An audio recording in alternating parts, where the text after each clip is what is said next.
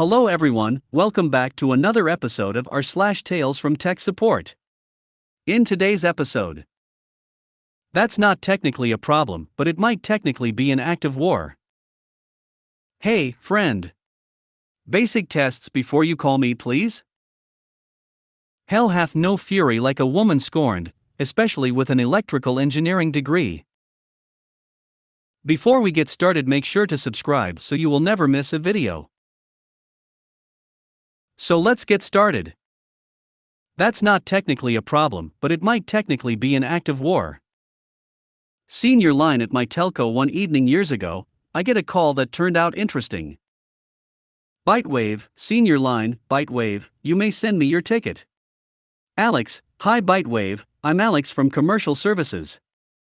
I have an entire embassy offline, sending it to you. Okay, that's interesting. Obviously, I won't name which embassy, but it was the kind of country whose lines I'd assume would be in general monitored by Five Eyes to the best of their ability. I'm sure they don't use our lines for sensitive communications, but they still have some of our phone lines, internet, cable boxes in there. Bytewave, sure thing, I'm pulling up the plans. It's a large building with dedicated network equipment, multiple drops, well over 20 devices in there, all offline. It's worth noting that if we had just sent profiles to devices to disable service, I could tell this apart in seconds, but this looks really offline. Given its commercial service, the amount of devices offline, and the fact it could be in theory either a network problem or multiple cut drops, I open a network ticket for a joint service/network call within the hour. For commercial services, we don't have to send smelly subcontractors first or make people wait all day. In theory, that's where my work ends, but I like to follow up. Over an hour later, it's still offline. The crew should be on site by now. I try to open my network ticket, and I get an error, ticket not found. What? I double check, restart remedy, same deal. I check the tickets sequentially just before and after mine, they open just fine. Never seen that before. I turn to a colleague. Bytewave, Frank, do you still have the super access they gave you when you did the design work for the new forms in Remedy? Frank, yep, they never took it back and we're so keeping that. Just in case. Bytewave, here's a case. I had a ticket just vanish on me. It's not closed, it's like it never existed, that should never happen, right? Can you try to pull up NT 1198555? Problem is still there, might have to make another. He complies, the ticket opens just fine. Frank, oh? Yeah, I found your problem, look. I recently wrote about the fact network tickets may be set to sensitive to restrict them to senior staff and up. But this ticket is the only one I ever noticed being set to secret, restricting it to networks, internal security, and middle and upper management, and Frank. I see networks have assigned it to internal security seconds after I created it. In addition to being the recipients of endless piracy complaints, IS' main job is to be the contact point for all authorities with the company. Internal security. Status changed to won't fix. Ticket status updated to secret. Resolution, PMD 9917 temporarily offline in compliance. Gary D., for information. In compliance is what they write whenever we had legal orders to do something, be it a court order or whatever else binds or scares the company to take action, anything from sending a warning to a wiretap. Exact nature of the order is never written, except in their own separate tools. Generally, tickets linked to whatever they do are set to sensitive, and I can see them, but then again, it's never been an embassy before. I'm not personally aware of other cases where we're ever asked to shut down equipment nor of reasons why they'd want that. Invisible surveillance appears preferable in all cases to me, but it's not like I'm going to call Gary D. and ask him the skinny on the secret ticket I'm not supposed to see. Anyhow, it was obviously voluntary, and the reasons the devices showed as offline rather than voluntarily restricted is that they took down the embassy's dedicated network equipment instead of the devices themselves. Technically a voluntary network outage, if you will. Bytewave, okay, well, thanks Frank, I don't think we'll ever hear the end of this story. I looked at the plans though, 9917 is physically on embassy grounds. Frank, so? Bitewave, so it looks like we were ordered to remotely disable network equipment that's technically on foreign soil. Ain't that technically an act of war? Frank, INL, but doesn't matter. IS just does whatever police or whomever else with the right paperwork tells them to, and they have legal unspedial. I'm sure it's all on the up and up.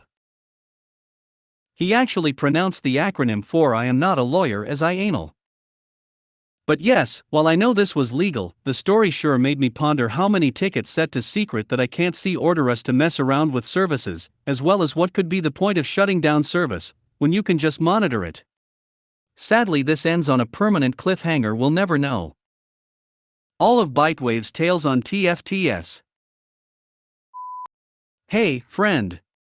Basic tests before you call me, please. Have an acquaintance who has my work number, used to date a close relative. He is the sysadmin for a small but growing IT company. We get along okay, but recently there was an awkward moment when he texted me saying we had an outage. I'm senior staff for my telco. Tim, hey, internet is down, we have 50 employees practically unable to work. Can you check if it's a network issue, get an ETA? We need a priority solution. Being hyper-connected, I reply within seconds. Bitewave, sure, checking now. Bitewave, K, you're not down. All clear on our end. Tim, but everyone's offline. Bitewave, sure. As a sysadmin, I'm sure you'll be able to point out why in short order. On our end, RF is perfect, all devices have valid profiles, no issues in your node. Your online issue is not here. For a while, no reply. I'm assuming he's figuring things out on his end. Then I get another text. Tim, error. Thanks, but I don't get it so far, everything seems fine. Tested everything. We're still down. I know for sure this ain't on our end, there are few plausible explanations. I start from top of the most likely list. Bitewave, you bypassed your internal proxy for these tests? Another few minutes of silence. Tim, sorry for bothering you. Yep, the whole thing was just their internal proxy acting up. Not a huge issue, sh*t happens, but you're a sysadmin, and you texted your top contact at ISP before verifying your own stuff? Bitewave, deal with worse every day. But you're not supposed to have this number, you know? I like unusual problems and call me if you have one, but make sure the basic troubleshooting is done first. Please. For the love of the flying spaghetti monster. If you can get to senior staff directly, count your blessings, and make sure you have an actual issue first. All of Bitewave's tales on TFTS. Hell hath no fury like a woman scorned, especially with an electrical engineering degree. This happened to a coworker at my telco who came to see me so I'd set up a service call. He looks pretty run down.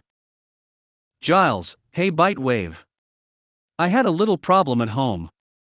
I need a service call to replace all my devices, figured you could set it up for me in air, you know about the work contract discounts?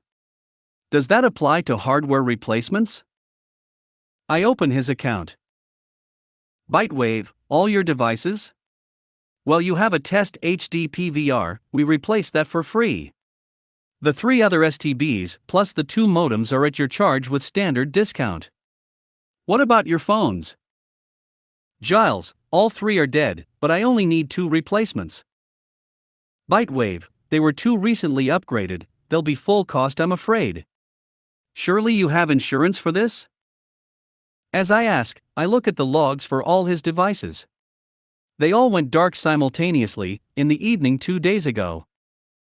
Bitewave, well, I'll make sure we get this done today, but I need to get the skinny here. Home invasion, lightning strike, or what? Giles, yeah, big power problem. My surge protectors were conveniently disconnected, and all my valuable electronics plugged directly in outlets when this went down. TVs, monitors, computers, PS4, even my frigging espresso machine died. The service call will have to be for the weekend, electrical work to be done first. And new locks. Bitewave, seriously, full story now. He sighs. Giles, things haven't been great with my girl. She kept saying I spend too much time playing with my toys and not enough playing with her, whatever. She knew about my hobbies and I wasn't going to change my whole life just because we moved in together. Few fights, then she just told me to choose between her or my toys. I was tired of it.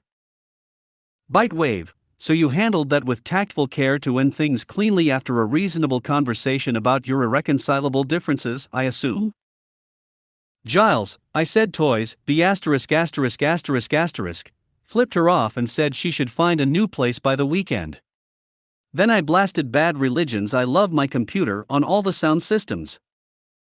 Bitewave, I see. Your electrician ex-girlfriend if I remember correctly? How'd that work out for you? I grinned teasingly. Giles, she stormed off to pack up her stuff, but as soon as I had to go for errands she unplugged my surge protectors, plugged everything to outlets, and messed with some of them, then did some witchcraft on the electric panel and killed everything dead. Not sure how, but it was essentially torn out of the wall. Then she took a large hammer to my Drobo, my subwoofers, games collection, and the mini bar. She did spare the refrigerator. I look at him with a mix of confusion and horror. Giles, hippie who cried about clubbed seals. Had a thing about not wasting food. She plugged it in my UPS. Bitewave, well, I'm sure police will take that into account. Wow man, that's a hell of a pain in the arse, but it's a clear-cut case, your insurance will cover everything. Giles, my insurance won't cover 8 terabytes of data loss, so much stuff lost. Plus I'm probably underinsured for this level of damage, I'm assessing, but I can only get $50,000 reimbursed. Bitewave, deep sympathies regarding data loss, I know how painful that is. At least she wasn't a firefighter, so your building is still standing, right? If you ever date one of them, maybe try some nice couples therapy? Okay, you're set for replacements on Sunday 1400 to 1700. He thanked me with a nod and left me to ponder about the vulnerabilities of my own home setup. I should get a nice secure server room one of these days. All of Bitewave's tales on TFTS.